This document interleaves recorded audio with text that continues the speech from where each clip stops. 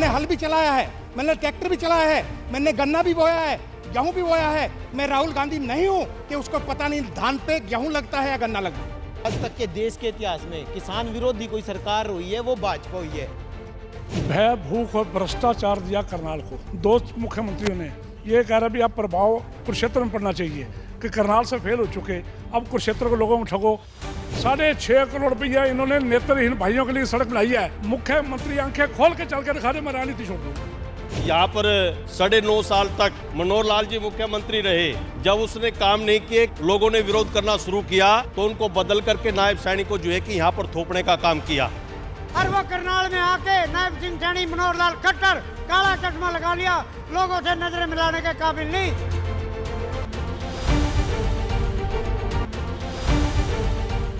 राम राम सारा ने के उसकी कटके उसने थ्याई आए बात चालती पाई, ताई दापो न्यू बोली ईब तलक ना हुई टिकट बटाई, 2 दिन डट जा बेरा पट जा न्यू कह रही थी बरथो ताई, कोना नाटे सारिये बाटे के दर के चाटे थोड़ी राख समाई। नमस्कार, आप देख रहे हैं डेली पोस्ट पंजाब, हरियाणा, हिमाचल और इस वक्त हम राजा करण की धरती यानी कि करनाल में हैं। करनाल की बात करें तो हरियाणा की राजनीति में एपिक सेंटर भी रहा है, क्योंकि पूर्व मुख्यमंत्री मनोहर लाल यहाँ से विधायक बने और इसके बाद मौजूदा मुख्यमंत्री यानी कि नायब सैनी भी यहाँ से जो है विधायक हैं। तो ऐसे में इस बार सत्ता पे कौन काबिज होगा और कौन चौधरी बनेगा, ये जानने के लिए हम करनाल की धरती पर पहुंचे हैं। मेरे साथ गौतम ठाकुर हैं। आज की डिबेट करेंगे, आज के मुद्दे जानेंगे। करनाल के आखिर स्थानीय मुद्दे क्या है?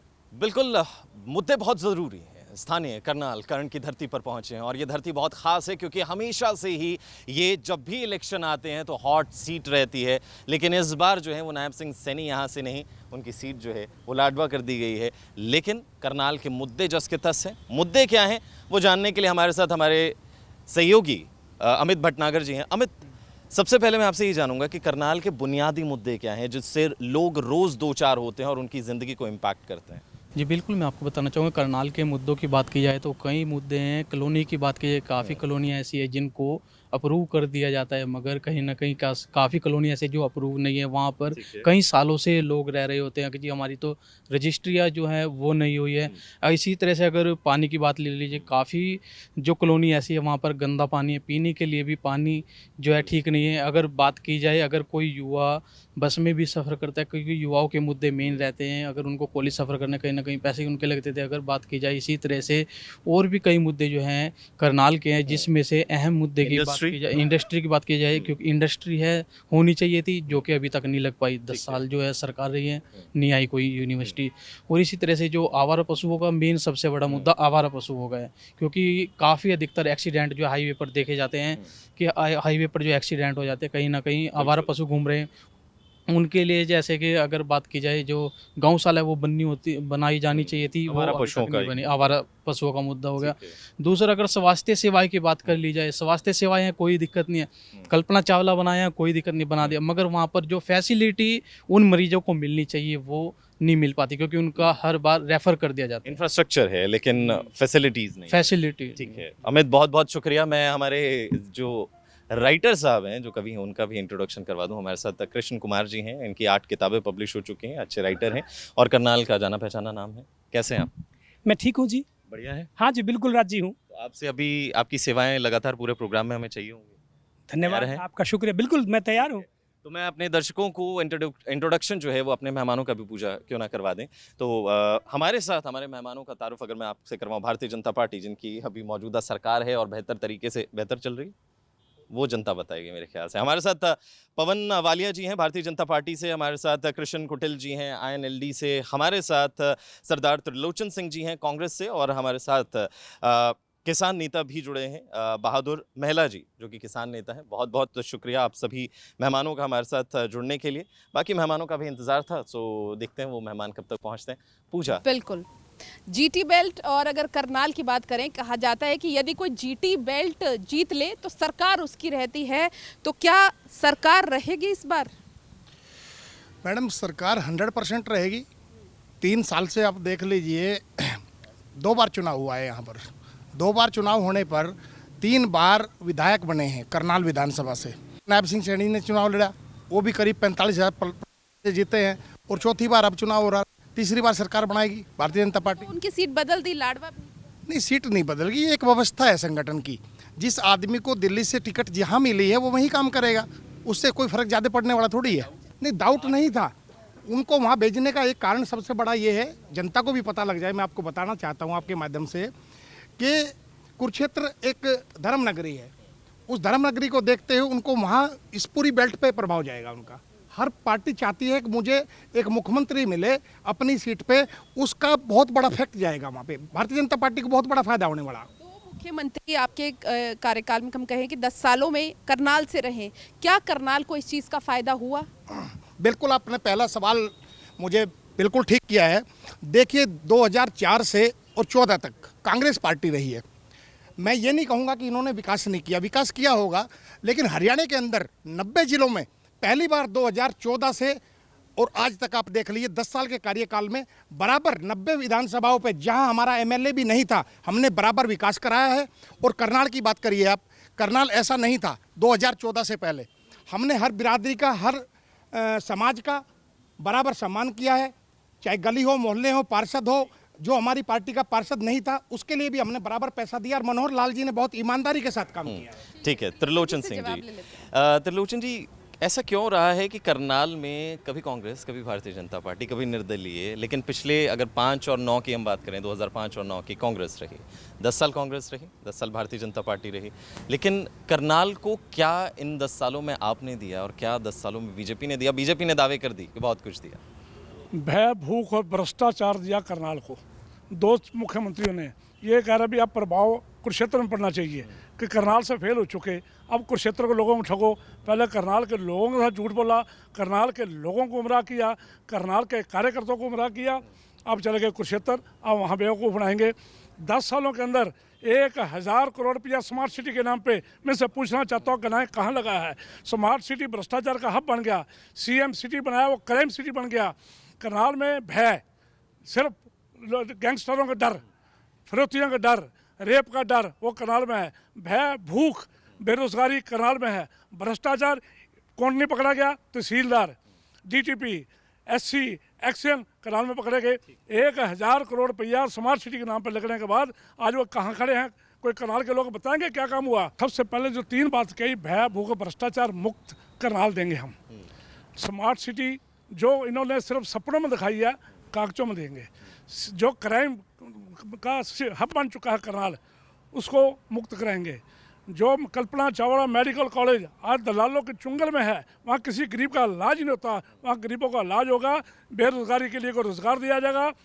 2 मुख्यमंत्री होने के बाद क्या जरूरत था बीच में छोड़ के भागने की? क्यों भागे मनोहर लाल जी खट्टर बीच में छोड़ के 3 महीने के लिए?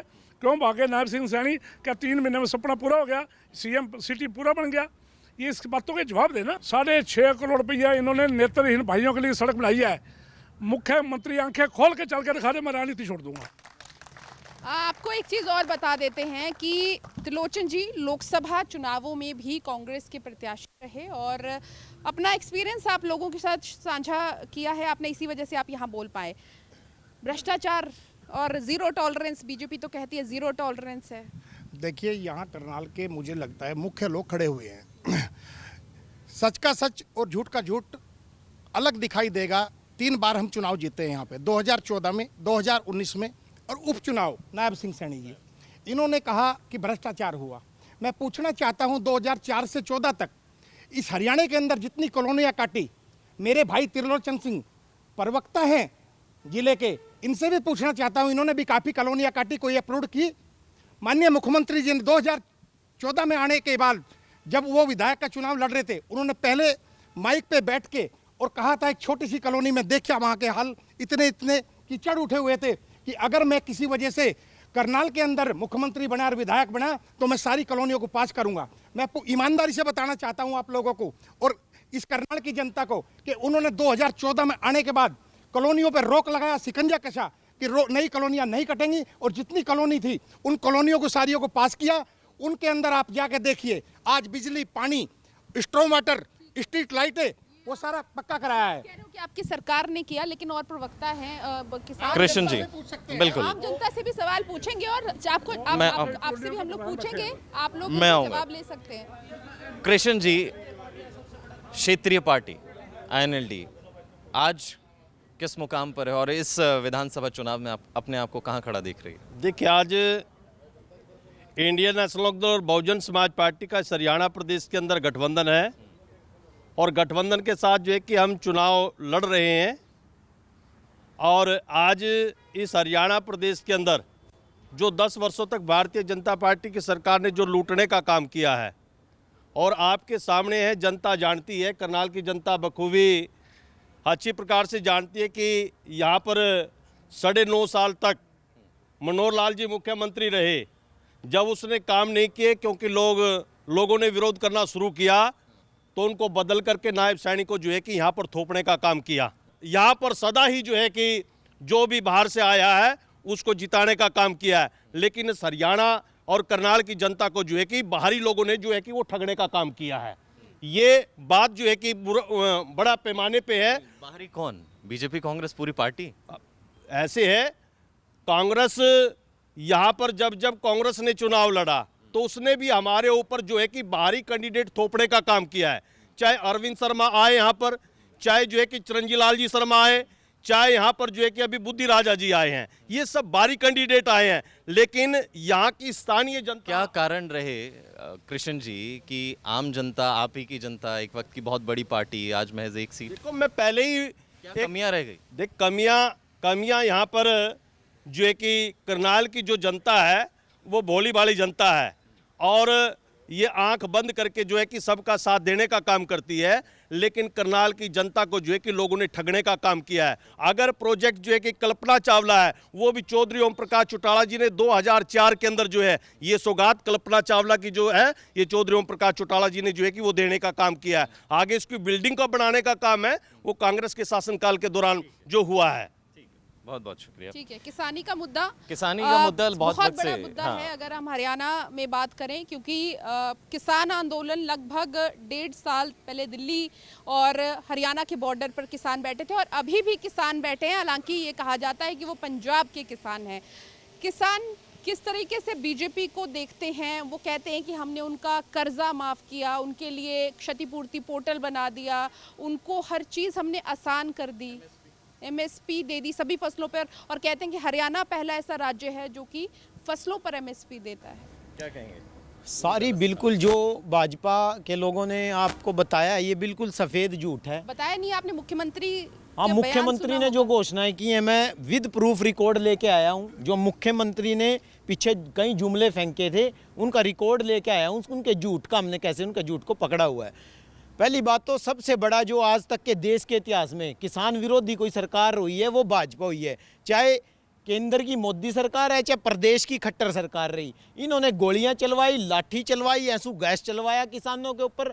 जब किसान आंदोलन चल रहा था, बस्ताड़ा टोल गरोंडा का जो करनाल में है, वहाँ पर इनका यहाँ एक होटल में पूरा इनका केंद्र के और राज्य के सारे मंत्री, MLA और पूरी कार्यकारिणी करनाल में उस दिन बैठी हुई थी। किसानों पर लाठीचार्ज हुआ, एक किसान की शहादत हुई गरोंडा टोल टैक्स के ऊपर जो धरना चल रहा था, और सैकड़ों की संख्या में किसान घायल हुए थे उसमें, 100 से अधिक। किसी की लात टूटी, किसी की आंख टूटी। उसके बाद अब जो किसान MSP के लिए पंजाब से निकले थे, खट्टर सरकार ने उनको वहीं अम्बाड़ा के शंभू बॉर्डर पर और जींद के खनौरी पातड़ा बॉर्डर पर रोक करके गोलियां चलाई बिल्कुल सरेआम। एक साथी जो युवा किसान था 22 वर्ष का शुभकरण, उसको गोली मार करके सिर में वहां ढेर कर दिया और सैकड़ों की संख्या में जो साथी थे उनकी आंखें चली गई। जी, ये सारा घटनाक्रम जो है वो देखा गया, हर टीवी चैनल ने दिखाया। अभी मुद्दा क्या है?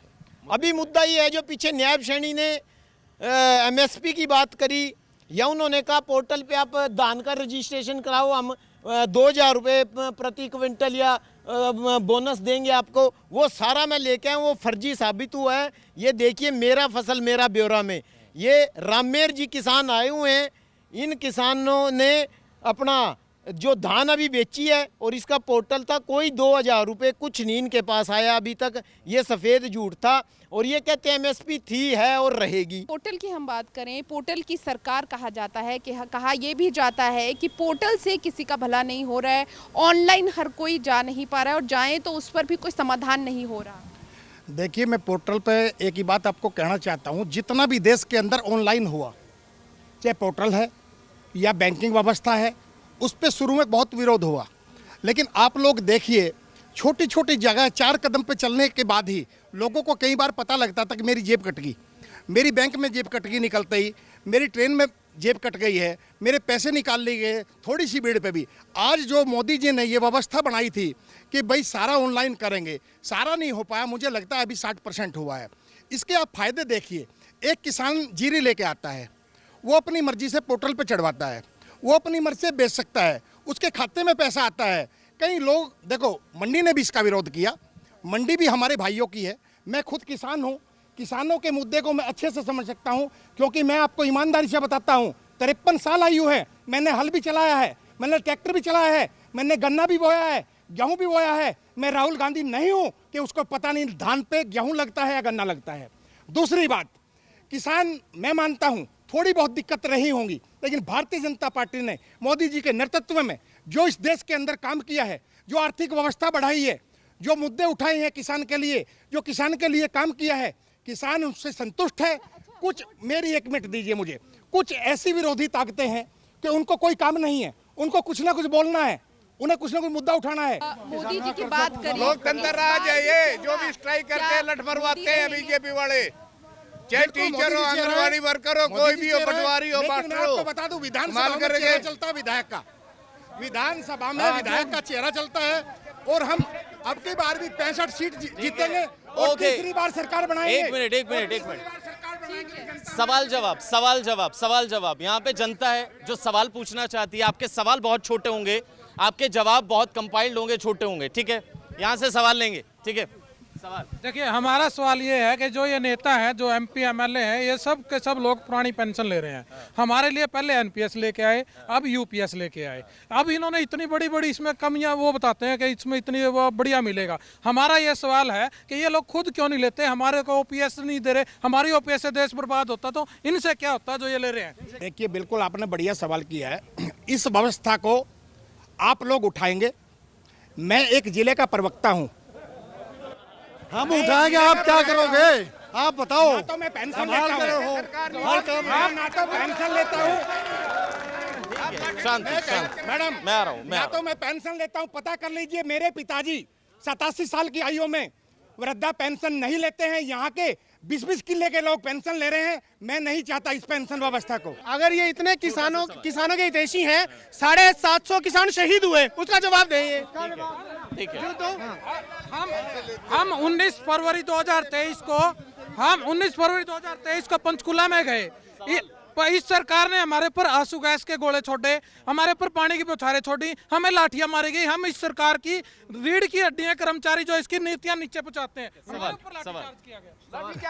करनाल से संजय भाटिया, मनोहर लाल खट्टर, नायब सिंह सैनी करनाल से प्लान करके क्यों गए, उसका जवाब दें। और वो करनाल में आके नायब सिंह सैनी, मनोहर लाल खट्टर काला चश्मा लगा लिया, लोगों से नजरें मिलाने के काबिल नहीं। सरदार त्रिलोचन सिंह, सरदार त्रिलोचन सिंह बहुत बढ़िया सवाल किया इन्होंने मुझे, मैं इसका जवाब देना सरदार चाहता हूं त्रिलोचन सिंह ऐसा आदमी है जिन्होंने मनोहर लाल खट्टर को कहा कि मेरी गाड़ी में बैठो। जवाब ले लीजिए, जवाब ले लो। अंकल जी बैठो, जवाब ले लो। जवाब देखिए, बहुत बढ़िया सवाल किया। वो चले गए, क्यों चले गए?